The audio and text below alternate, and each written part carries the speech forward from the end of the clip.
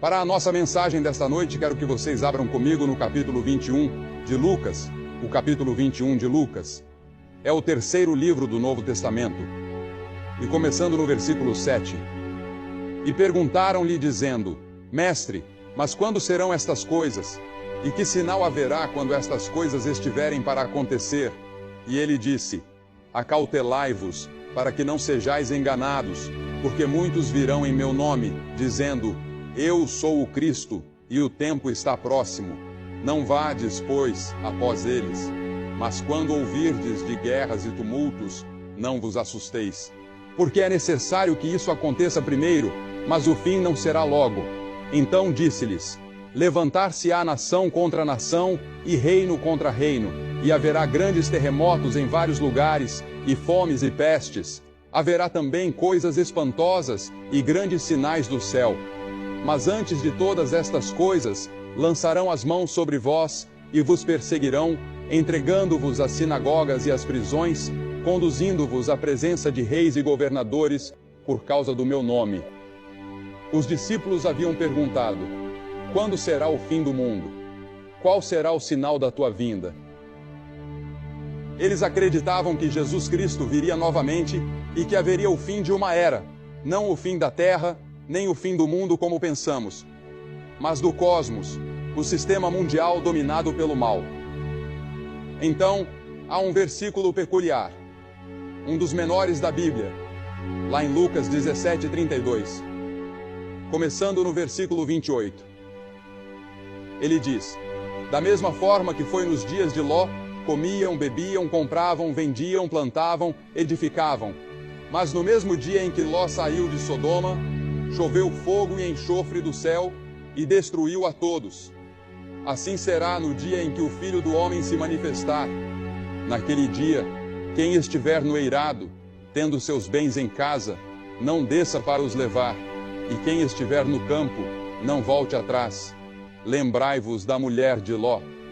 Esse é o meu texto para esta noite. Lembrai-vos da mulher de Ló. Agora, por que Jesus diria algo assim? Que coisa estranha para ele dizer: Lembrai-vos da mulher de Ló.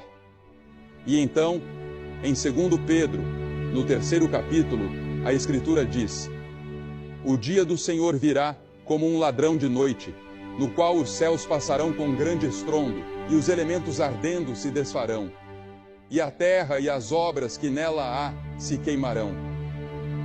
E você pode perguntar: Billy, você acha que essas coisas vão acontecer? Bem, vamos voltar e estudar o porquê de Jesus ter dito: Lembrai-vos da mulher de Ló. Tudo começou com Abraão. Abraão foi chamado por Deus. Ele era amigo de Deus. Ele foi um grande homem de Deus. Ele era um grande homem de fé. E quando Deus lhe disse certa vez para levar seu único filho Isaque e oferecê-lo no Monte Moriá como sacrifício, Abraão obedeceu. Ele estava prestes a sacrificá-lo quando Deus parou sua mão no ar, no momento em que a faca estava prestes a descer. Deus o estava testando para ver o quanto Abraão realmente amava e obedecia a ele. Abraão viajou por todo o Oriente Médio. Começou em Ur, próximo de onde atualmente ocorreu a guerra entre o Iraque e o Irã. Depois foi para Harã com seu pai, Terá, seguiu para Canaã, desceu ao Egito, retornou a Betel e continuou indo e vindo por todo o Oriente Médio. Ele se tornou muito rico, possuindo grandes rebanhos de gado e ovelhas. Abraão tinha consigo seu sobrinho Ló, e sua esposa se chamava Sara. Mas há um perigo nos bens e na prosperidade. Abraão se tornou rico, e a prosperidade frequentemente traz pobreza espiritual. Abraão cometeu alguns pecados diante do Senhor, mas corrigiu suas falhas, confessou seus erros, e Deus o perdoou. A Escritura diz em Eclesiastes 6, há um homem a quem Deus deu riquezas, bens e honra, e nada falta à sua alma. E Jesus disse: é mais fácil um camelo passar pelo fundo de uma agulha do que um rico entrar no reino dos céus. Agora, quem são os ricos? As pessoas que vivem na Europa, na América, no Reino Unido, na Irlanda ou nessa parte do mundo são consideradas ricas, se comparadas com os padrões de muitos outros países. Mesmo que tenhamos roupas para vestir e sapatos para calçar, já somos considerados ricos. E Jesus disse que será muito difícil para uma pessoa rica entrar no céu. Por quê? Por causa de todas as tentações e perigos que a riqueza traz. Agora, Ló também se tornou rico. Abraão era rico, e Ló também. Eles decidiram se separar, porque seus servos estavam brigando entre si. Abraão disse: Ló, se você quiser ir para a direita, vá, eu irei para a esquerda. Se você quiser ir para a esquerda, eu irei para a direita. Você escolhe. Então, Ló olhou para o vale e viu as bem irrigadas planícies do Jordão. Ele também viu Sodoma, e sua esposa e família provavelmente o incentivaram. Então ele escolheu ir para Sodoma. Sodoma, uma cidade perversa. Imagine tudo o que vem à sua mente quando você pensa em Wall Street, Las Vegas, Soho em Londres, a Reeperbahn em Hamburgo, ou o bairro da Luz Vermelha de Amsterdã. Reúna tudo isso em uma só imagem, e você terá o que Sodoma era naquela época. Ezequiel, o profeta, certa vez disse: Eis que esta foi a iniquidade de Sodoma, o orgulho. Sodoma era muito orgulhosa. Eles excluíram Deus. Estavam orgulhosos de si mesmos e das coisas que haviam feito. E então, diz o texto, estavam cheios de pão e com abundância de ociosidade, tanto ela como suas filhas. Em outras palavras, tinham tudo o que precisavam para viver com lazer e conforto. No entanto, não fortaleceram a mão dos pobres e necessitados. Ignoraram os pobres, os necessitados e os oprimidos do mundo. Muitas vezes, nós também ignoramos os necessitados. Ignoramos pessoas de outras raças. Ignoramos aqueles que sofrem com a fome na África. Ou talvez não os ignoremos completamente, mas não fazemos o suficiente. Não tanto quanto poderíamos fazer. E Deus vai nos responsabilizar por isso. Eles eram altivos e cometeram abominações diante de Deus. Em outras palavras, eram orgulhosos, soberbos, ricos. Tinham tudo, mas negligenciaram os pobres e os oprimidos do mundo. E Deus disse: o julgamento virá. Em Lucas 17, como lemos, como aconteceu nos dias de Ló, comiam, bebiam, compravam, vendiam, plantavam e edificavam. Mas no dia em que Ló saiu de Sodoma, choveu do céu fogo e enxofre, e destruiu a todos. Assim será no dia em que o Filho do Homem se manifestar. Ouçam isso, assim será.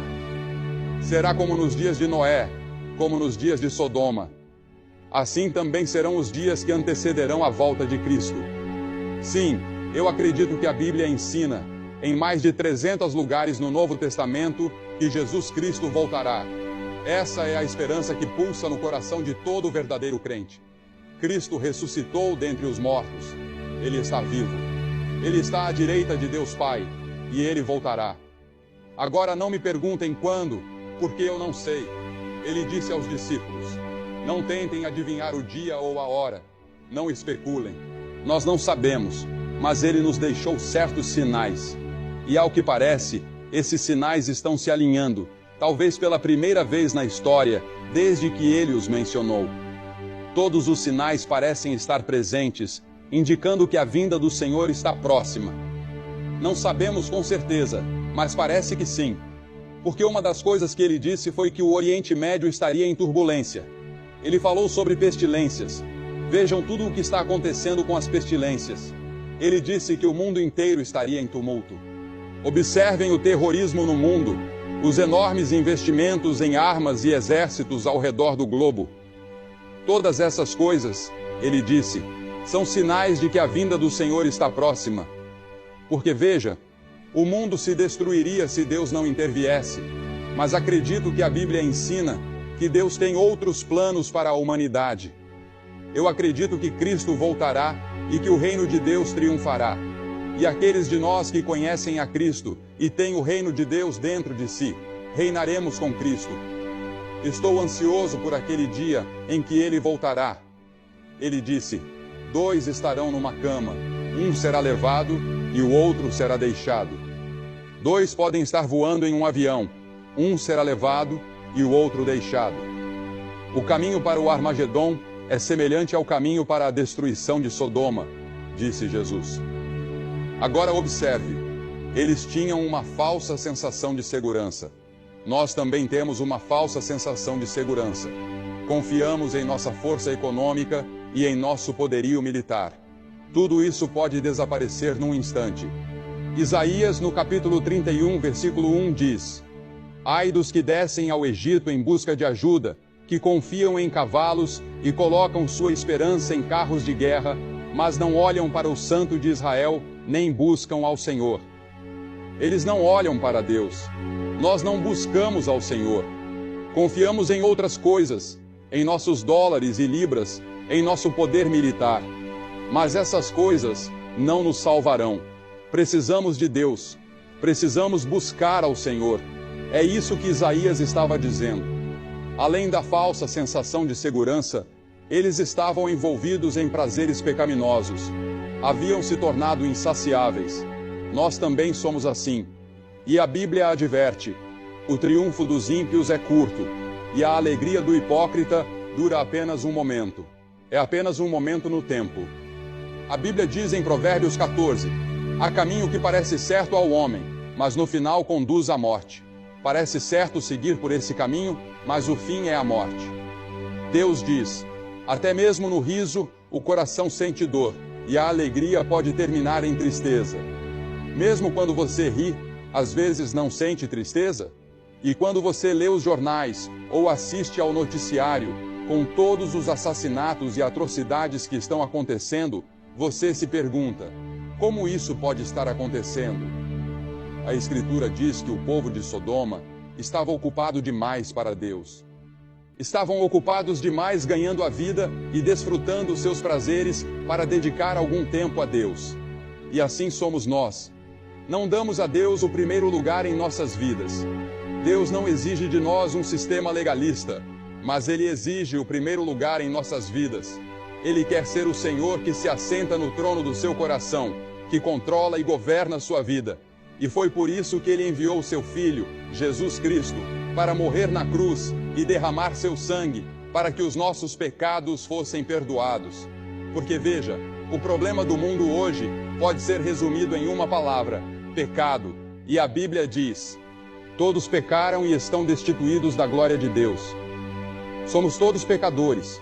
Nascemos no pecado. Somos pecadores por escolha e pecadores por prática. E esse pecado nos separa de Deus, de modo que não temos um senso de realização. Não conhecemos o propósito e o significado de nossas vidas. Você pode buscar prazeres e diversões, mas eles não satisfazem. Algo lá no fundo clama por algo mais. Esses prazeres não resolvem o problema do seu lar. Não resolvem o problema do desemprego. Algo está fora de equilíbrio. Algo está errado. Eles também eram culpados de idolatria. Idolatria. Esse é o pecado que Deus mais odeia. É também o pecado do mundo ocidental hoje. Na verdade, é o pecado do mundo inteiro. Romanos 1:25 diz: trocaram a verdade de Deus pela mentira, e adoraram e serviram coisas criadas em lugar do Criador. Qualquer coisa em sua vida que ocupe o lugar de Deus, torna-se o seu Deus. Qualquer coisa que domine seus pensamentos e tome mais do seu tempo do que o Deus vivo, torna-se o seu Deus. Além disso, eles também eram culpados de perversão sexual. Uma das últimas direções que uma nação toma antes do julgamento costuma ser essa. Geralmente encontrada em sociedades abastadas. Não relações sexuais normais, mas perversões de vários tipos. Tentativas de encontrar novas maneiras de obter prazer através do sexo. Isso se torna uma ocupação em tempo integral para muitas pessoas. Basta ir a uma banca de revistas hoje e você verá uma infinidade de publicações dedicadas a isso, tentando encontrar algum novo ângulo, alguma nova abordagem. Agora, no meio de tudo isso, em Sodoma, vivia Ló. Ele havia escolhido Sodoma como seu lar, e as Escrituras dizem que ele era infeliz e estava atormentado. O problema de Ló era que ele tinha um pé no reino de Deus e o outro pé num mundo pecaminoso. Ele estava preso entre os dois. Ele não era feliz no mundo pecaminoso. e também não era feliz no reino de Deus. E muitos de vocês são assim. Vocês frequentam a igreja, são membros de uma igreja, acreditam em Deus com a cabeça. Às vezes leem a Bíblia e têm uma aparência religiosa. Mas lá no fundo, sabem que seus corações pertencem ao mundo, ao cosmos, a este sistema mundano dominado pelo mal. Muitos de vocês têm uma herança cristã. Seus pais eram cristãos. Vocês aprenderam sobre a Bíblia na escola. Mas agora, vocês são homens ou mulheres do mundo, ou jovens, mas nunca se sentem plenamente satisfeitos com seu relacionamento com Deus. Algo está errado, algo está faltando, algo está perdido. Vocês sabem o que é. Talvez nunca tenham nascido de novo. Talvez nunca tenham realmente recebido Cristo, de forma total e completa como seu Senhor e Salvador. E nesta noite, nesta última noite dessa grande missão, esta é a sua noite de fazer esse compromisso. Nós temos esperança em Cristo. Nós temos algo a oferecer às pessoas. Um novo dia, um novo reino, um novo mundo. Um novo mundo está para nascer. Um novo céu e uma nova terra. E nós faremos parte disso, porque estamos no seu reino. Jeremias chorou por Jerusalém, porque viu que o julgamento estava chegando, e ele foi chamado de o profeta chorão. Jesus chorou por Jerusalém 700 anos depois e disse: Jerusalém, Jerusalém, quantas vezes quis eu ajuntar teus filhos, como a galinha ajunta os seus pintinhos debaixo das asas, e não quisestes. Agora, o julgamento está vindo sobre ti. Deus avisou Sodoma. Ele enviou 2 mensageiros para alertá-los, mas a esposa de Ló não acreditou. Ló acreditou. Os mensageiros alertaram. A esposa de Ló foi avisada: não olhe para trás. Mas ela não creu. Ela olhou para trás e se transformou numa estátua de sal, exatamente como tinha sido avisada. A ira de Deus foi derramada sobre Sodoma. A esposa de Ló, assim como Abraão, sabia que isso estava chegando. Abraão orou e disse: Senhor, se encontrares 50 pessoas justas em Sodoma, pouparás a cidade. Deus disse: sim. Abraão perguntou: e se forem 45, e 30, e 20, e 10? E Deus respondeu: sim. Mas não havia nem mesmo 10 pessoas justas, 10 pessoas totalmente comprometidas com Deus. Assim, o julgamento veio. Agora, qual é a lição que aprendemos com essa declaração? Lembrem-se da esposa de Ló. Por que Jesus disse isso? Primeiro, lembre-se de que ela era a esposa do sobrinho de Abraão. Ela viveu na tenda de Abraão muitas vezes e viu o poder de Deus. E a quem muito é dado, muito será exigido. Em segundo lugar, lembre-se do que um casamento errado pode causar. Ela era uma cananeia, e Deus havia proibido o seu povo de se casar com essas tribos pagãs ao redor deles. Quantos homens e mulheres já foram destruídos por casar com a pessoa errada, que os influenciou de forma equivocada? Por isso é tão importante buscar a pessoa que Deus tem para você. Em terceiro lugar, acho que Jesus disse isso para que nos lembremos do pecado dela.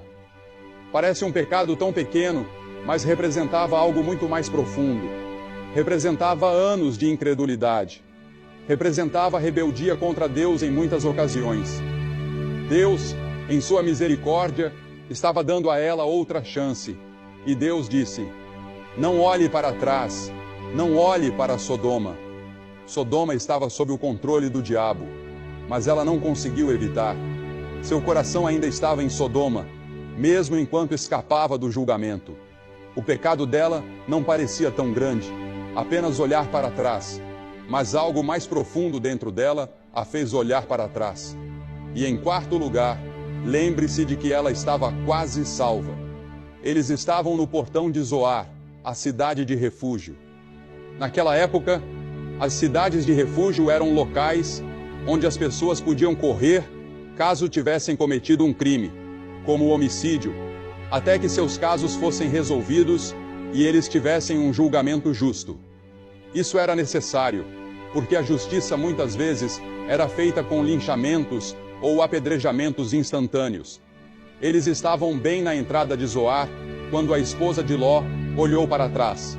E foi naquele momento que ela se transformou numa estátua de sal. Agora, a Bíblia diz que Agripa, o grande rei, ouviu Paulo pregar, e ele quase foi persuadido, mas ele endureceu seu coração. Muitos de vocês estão quase persuadidos de entregar sua vida a Cristo, mas vocês vão arriscar que podem fazer isso sem Ele. Alguns de vocês estão assim. E então, em quinto lugar, lembre-se de que ela foi oferecida salvação. Cristo é o lugar de salvação e refúgio. É na cruz onde Deus derramou o seu amor e onde nossos pecados foram levados por Cristo. Ele se fez pecado por nós, que não conhecíamos pecado. Ele levou os seus pecados e os meus pecados. Ele tomou o meu julgamento. Ele levou o inferno que eu merecia naquela cruz. E quando ele disse, meu Deus, por que me abandonaste? Foi porque Deus não estava olhando para ele. Deus não abandonou seu filho. Ele abandonou o pecado que ele se fez por sua causa. Ele levou o inferno que nós merecíamos. Ela foi oferecida salvação. Ela poderia ter sido salva. Isso era o que estavam tentando fazer, levar ela ao lugar seguro. E então, em sexto lugar, lembre-se de que Deus nunca julga sem avisar. Ele sempre avisa. Tivemos uma inundação, alguns anos atrás, nos Estados Unidos, que matou centenas de pessoas em Johnstown, na Pensilvânia, e eles foram de um lado para o outro no vale, avisando as pessoas de que a barragem tinha uma rachadura e que poderia quebrar a qualquer momento e pedindo para evacuarem. Mas as pessoas não evacuaram. A barragem quebrou uma noite e dezenas de pessoas perderam suas vidas. Mas eles haviam sido avisados.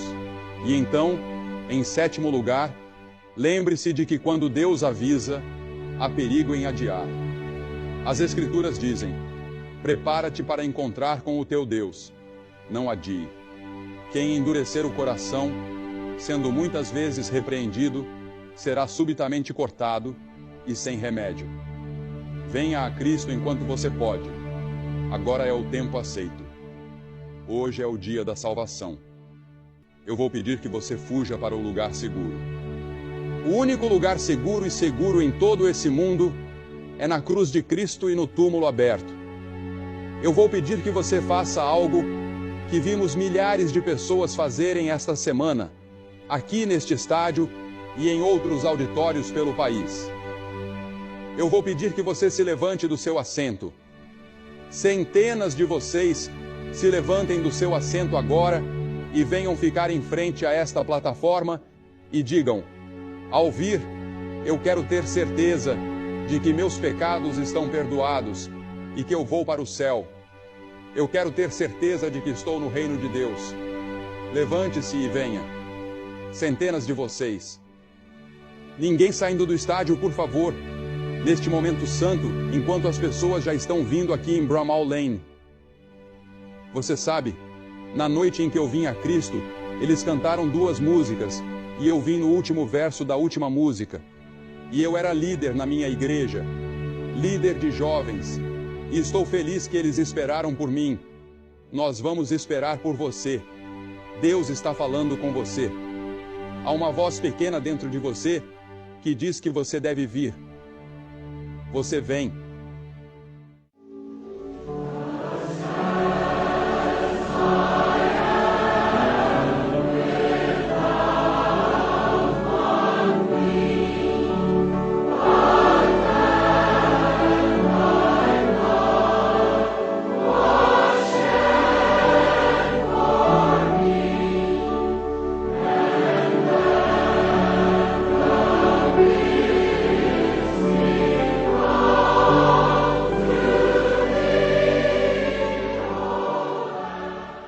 Você que está assistindo em outras partes do mundo, levante-se e muitas pessoas se ajoelham ao lado de seus televisores e fazem seus compromissos.